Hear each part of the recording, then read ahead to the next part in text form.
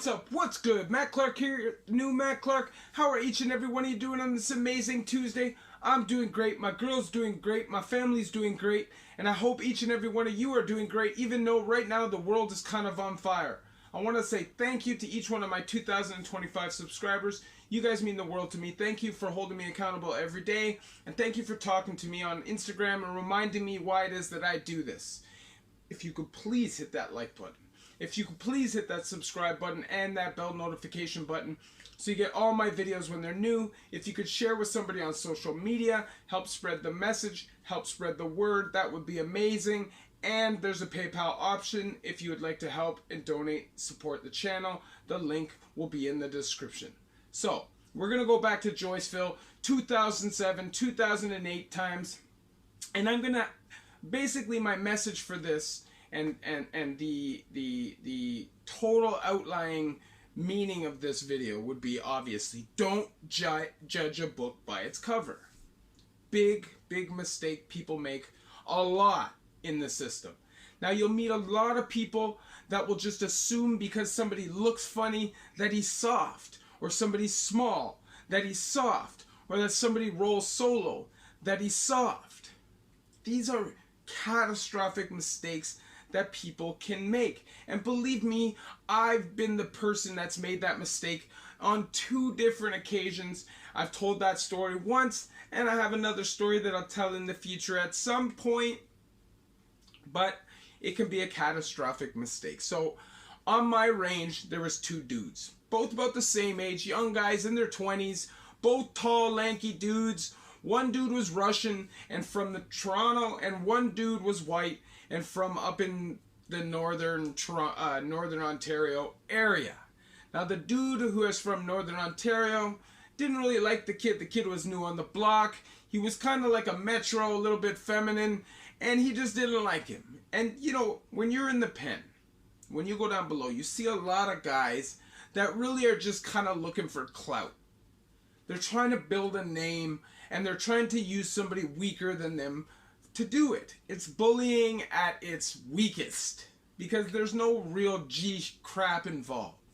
So, although I liked the kid. He was dumb as nails, though. You know, dumb as a sack of bricks. And he decided that he was going to bring this little tin pipe back from the metal shop. The thing was aluminum. It's not killing anybody. It's not going to seriously even hurt anybody. It'll probably bend in half after 1 or 2 hits if you hit somebody on a hard spot. And if not, they might just... Anyways, it's not that great of a weapon, but I guess it would give you an upper hand in a small quarters place if that other person had 0 weapon. It's probably about that big, right?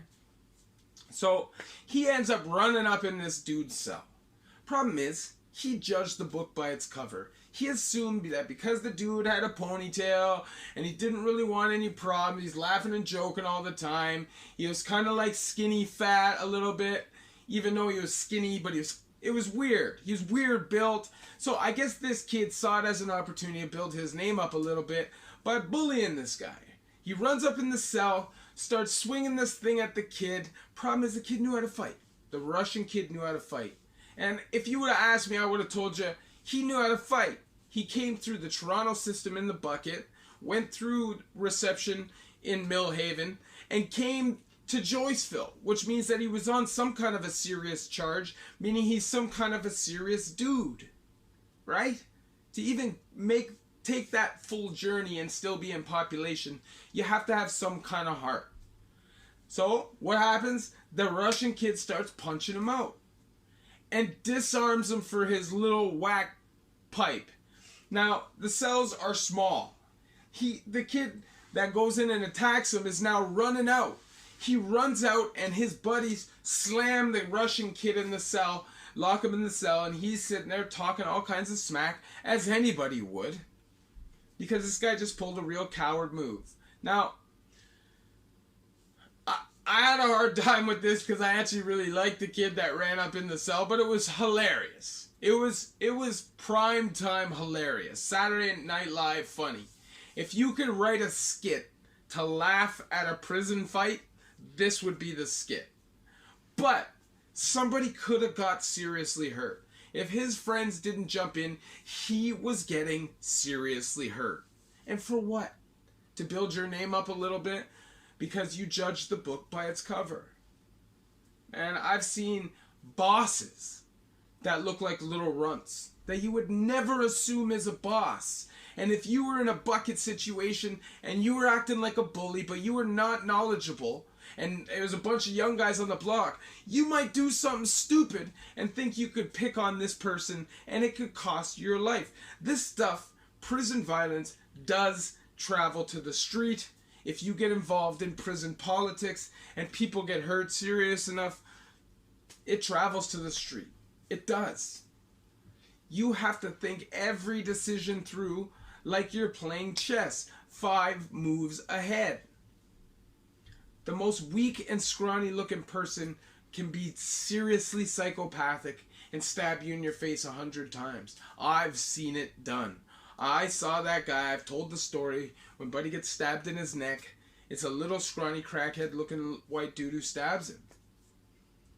You never know.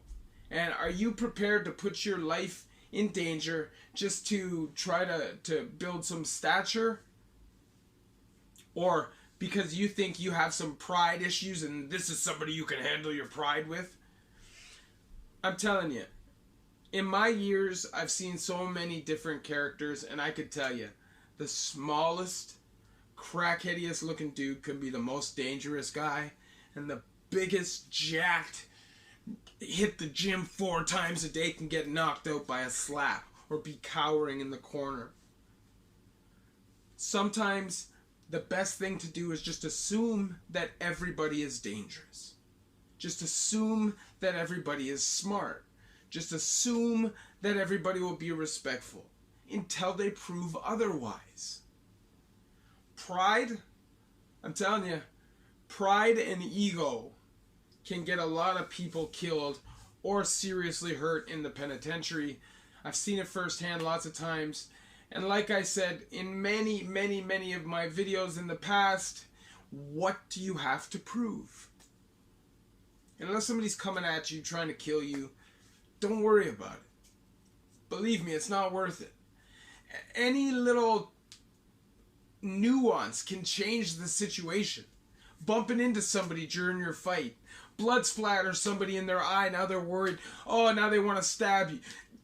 I'm telling you, there's all the tiny little things that can happen during a beef can be life-altering things. So before you go getting yourself into trouble, before you go picking on somebody, before you go assuming somebody's soft or somebody's tough just because the way they look, really sit back and be objective. Think about what you're thinking. Think about the decision you're about to make. Think about, does it even matter what this person looks like? Because, man, in my years, you would not believe how many times I've seen somebody get bullied, picked on, slapped, or just bounce off the range because they look funny. And of all those times, I'm telling you, there's a handful of times where it backfires. And somebody gets seriously hurt by the person they're judging. Obviously, I share my videos and my experiences so you guys don't have to go through them yourselves. Or if you are possibly headed in that direction, or maybe someday, you can take the knowledge that I share in my videos and keep yourself safe and hopefully make the right decisions to get through your bit alive. But at the end of the day, none of this is worth it. None of the beefing, none of the stature, none of the gangs, none of the prison politics, none of the drugs, none of it's worth it. All that's worth it is yourself, your family, and your loved ones. That's all that matters. You know, all that matters is that you be the best person you can be, is that you try to provide the best life for yourself that you can, and that's all you can do. And all that other crap, don't worry about it, man. All that prison crap, don't worry about it. Leave that behind. It's a total waste of time. It's a total waste of effort. And believe me, if you put the same effort into looking for a job that you do into going out and doing crime, you'll get the job. I used to get up at 8 o'clock in the morning and walk miles and miles and miles to look for crime. I never got that joke. Anyways, I'm swaying off topic. If you please hit that like button if you like that video. Please hit that subscribe button and that bell notification button so you get all my videos when they're new. If you could share with somebody on social media, help spread the message, help spread the word, that would be amazing. And there's a PayPal option if you'd like to donate, help, and support the channel. If you're going to prison, be wise. That's all I'm going to say. Be wise. Don't make an ass out of yourself by assuming. It could cost your life. And I hope if you watch my channel, that's why you watch my channel. Unless you have somebody in there and you just want to know what goes on. But at the end of the day, we're just trying to save lives. So, love each and every one of you. The new Matt Clark.